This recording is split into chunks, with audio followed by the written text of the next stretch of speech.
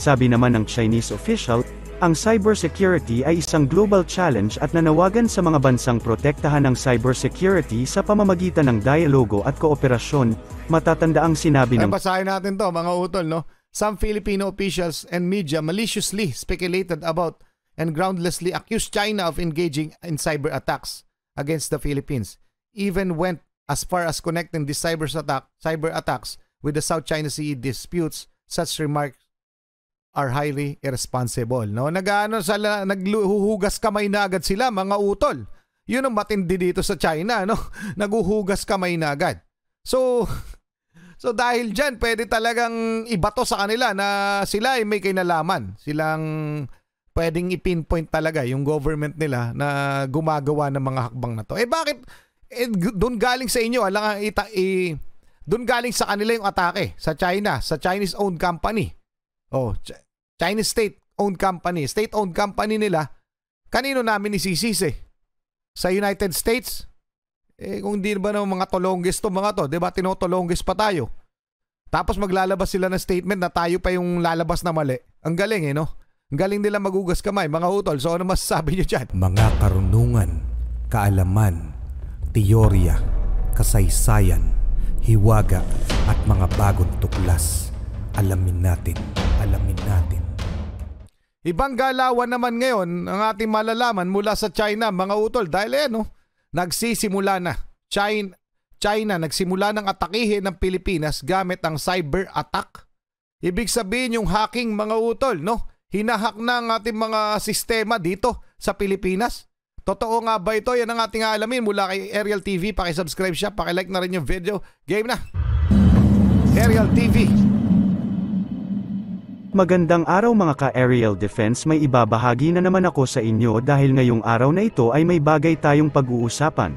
China nagsisimula ng atakihin ang Pilipinas, pero bago tayo magpatuloy wag mo muna kalimutan mag-like, share, and subscribe, paki-follow at like muna ng aming page na nasa description na ang link. Napigilan ng Department of Information and Communications and Technology o DICT, ang tangkang pag-hack sa ilang website ng pamahalaan kabilang dito ang website ng Overseas Workers Welfare Administration, ayon kay DICT Undersecretary for Cybersecurity Jeff Iandi, napigilan nila ang pagbagsak ng website ng OWA at natunton ang IP address ng attackers na nagmula sa China Unicom o China United Network Communications Group na... Grabe, no? Talaga na-detect nila kung saan galing yung IP address nanggaling sa China o sinadya ba nila. Minsan kasi 'di ba yung mga hacking. Although hindi ako exposed sa ganitong mga bagay, mga utol, dahil hindi ako computer genius, 'di ba? Syempre 'di ba sa mga napapanood nating mga hacking, pag magaling yung hacker, hindi natin trace kung saan yung IP address, no, hindi natin trace kung saan nanggagaling yung pang-hack. Pero this time nakita nila o natunto nila kung saan yung location nung pinanggagalingan ng atake. So nalaman nila na sa China, kaya hindi po ito sinasabing gawa-gawa lamang na Pilipinas, na China ang umatake. Okay? So mamaya malalaman natin at titingnan natin yung report tungkol dito para sa legitimacy ng ating video. Okay? Balikan lang natin konti. Hackers na nagmula sa China Unicom o China United Network Communications Group na isang Chinese state-owned telecommunications company, kaya't plano nilang makipag-ugnayan dito. Nagawa rin aniyang matunto ng DICT ang command at control center ng cyber attackers na nag-ooperate mula sa loob ng China. Ang maaari lamang masabi ng DICT ay nanggaling ang operasyon sa loob ng Chinese territory, posible umanong tiniktikan ng grupo ang email address at website ng ilang ahensya ng gobyerno matapos kunin ang impormasyon ng mga administrator nito. Able to detect a command and center sa isang computer na nasa loob ng China Unicom network. Ang China Unicom naman is a telecommunication service provider na nag-ooperate sa China. We will have to coordinate, of course, with the Chinese governments as we do. Pag-aari ito, 100% ng Chinese government. Mahirap. O, diba, mga utol? Talagang, syempre, kumpirmado na doon ang galing yung pangahak na ginagawa nila. So, hindi pwedeng sabihin na gawa-gawa lang ng Pilipinas na inatake nga tayo. O, cyber attack, mga utol, o hinahack ang ating mga sistema. Yung mga government agencies natin dito, hindi po pwedeng sabi-sabi lamang dahil ang ataking nanggaling ay nanggaling mismo sa China o do sa kumpanya na pag-aari ng Chinese government. Okay, malinaw yan mga utol. Para i-check ang confirmation ng legitimacy nitong ating featured video. Ito po yan mga utol mula sa Reuters, no? Philippines wards off cyber attacks from China-based hackers. Ayan, malinaw na malinaw yan. Okay? So basahin lang natin mga utol. February 6 lamang ito. Manila, February 5. Hackers operating in China attempted to break into websites and email systems of the Philippines president and government agencies. One promoting maritime security but failed, an Information and Communications Ministry official said on Monday. Okay? Nag-failed daw, no? Kasi nahuli agad. So mahinang klase lang rin naman ng hacker, no?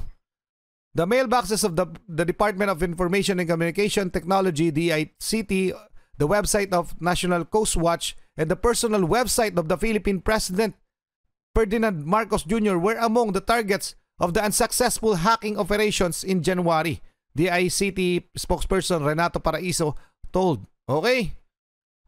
Talagang legit na legit mga utol. Basahin na lang natin na konti. We are not attributing this to any state, but using the internet protocol addresses, we pinpointed it to China. Okay? So talaga nila, Paraiso said, adding the hackers were traced to be using the services of Chinese state-owned Unicom. Malinaw na malinaw yan mga utol. So anong masasabi nyo dyan sa ginagawa ng China? Pati yung ng presidente natin, website, no? Grabe, no? Marami silang makukuha impormasyon dyan. No, yung Maritime Watch natin, tapos sa communication natin, marami silang makikitang impormasyon tungkol sa mga plano natin. Okay? Dahil, so alam nyo na kung ano mangyayari. So ano masasabi nyo? Pa-comment na lang, tuloy na natin. Sabihin diretso na ito ay state-sponsored kasi wala naman tayong ebidensya sa ngayon. This attack is quite on. We will have to coordinate, of course, with the Chinese governments as we do. Pag-aari ito, 100% ng Chinese government. Mahirap sabihin diretso na ito ay state-sponsored kasi wala naman tayong ebidensya sa ngayon. This attack is quite sophisticated. Siguro kung bibigyan mo ko ng scale of 1 to 10, 10 being the most complicated, I would rate this as 9 or even 9.5. Kabilang sa mga posibleng natiktikan ang email address ng Philippine Coast Guard, DICT, DOJ, at website ni Pangulong Ferdinand R. Marcos Jr., sinabi ng DICT na posibleng 3 grupo ang umatake kabilang ang Lonely Island, Minder at Panda, na pinaniniwala ang mga advanced threat group na nag-ooperate sa teritoryo ng China. Sa ngayon ay iniimbestigahan pa ng DICT kung sino ang mga nasa likod nito at motibo sa pag-atake. Tiniyak naman ng DICT na walang nakuhang mga mahalagang impormasyon mula sa gobyerno dahil napigilan ang mga pag-ataking ito. Noong nakaraang taon ay inatake rin ang ilang website ng PhilHealth, Philippine Statistics Authority, PNP at Department of Science and Technology, tiniyak ni Philippine Coast Guard spokesperson, CG Rear Admiral Armando Belilo. Sa publiko naligtas ang kanilang website sa gitna ng ulat ng tangkang hakang, pinangunahan ni Belilo ang investigasyon matapos ipagbigay alam ng Department of Information and Communications Technology sa ahensya tungkol sa umano'y tangkang pagpapabagsak sa website. Anyway, hindi lang pala ito yung unang beses na inatake tayo, na hinahak tayo na nagmula sa China. So pero ito po yung nililinaw ng DICT. Na ito po ay hindi pwede nating basta ibato sa gobyerno ng China. Pwedeng ito'y personal na hacker. Okay? So wag tayo agad tatalon. Pero ako'y duda ako na ito'y personal na gawa lang ng isang tao, isang individual o isang grupo na walang kinalaman sa gobyerno nila. Pwede ba yun? O pwede. Pero, di ba, wag rin natin alisin ang posibilidad na ito'y pwedeng sanction ng kanilang government. So anong masasabi niyo dyan? Pa-comment na lang. Tuloy na muna natin. Inatasan na rin ni PCG Commandant, CG Admiral Ronnie Hill L. Gavan, ang Coast Guard Public Affairs Service na patuloy na makipag-ugnayan sa DICT at maging mapagmatsyag. Yung mga IT personnel natin ay on the lookout palagi at maging vigilant. Tama. At gumawa ng mga precautionary measure. Gagawin natin ang lahat para manatiling secure yung ating website. Tinawag naman ng China nitong Lunes na groundless ang mga akusasyon na tinangka ng Chinese hackers na pasukin ang email systems at internal websites ng ilang Philippine government agencies. Sabi naman ng Chinese official, Ang cybersecurity ay isang global challenge at nanawagan sa mga bansang protektahan ang cybersecurity sa pamamagitan ng dialogo at kooperasyon. Matatanda ang sinabi ng basahin natin to mga utol, no? Some Filipino officials and media maliciously speculated about and groundlessly accused China of engaging in cyber attacks against the Philippines. Even went as far as connecting these cyber attacks with the South China Sea disputes. Such remarks are highly irresponsible, no? Naghuhugas kamay na agad sila, mga utol. Yun ang matindi dito sa China, no? Naghuhugas kamay na agad. So dahil dyan, pwede talagang ibato sa kanila na sila ay may kinalaman. Silang pwedeng i-pinpoint talaga yung government nila na gumagawa ng mga hakbang na to. Bakit? Doon galing sa inyo, doon galing sa kanila yung atake sa China, sa Chinese-owned company. Chinese state-owned company nila. Kanino namin isisisi? Sa United States? Kung hindi ba ng mga tolonggis to mga to, 'di ba? Tinotolonggis pa tayo. Tapos maglalabas sila ng statement na tayo pa yung lalabas na mali. Ang galing no? Ang galing nila magugas kamay, mga utol. So ano masasabi nyo dyan? Pa-comment na lang. Balikan natin konti. Malintik pala to Doon ang galing yung atake. Doon yung IP address, doon na trace sa kumpanya kung saan pag-aari ng gobyerno nila, tapos sasabihin nila maliciously speculated. Loko pala itong mga to Kailangan naman isisi namin o ibintang namin sa sa Indonesia yan. Diba?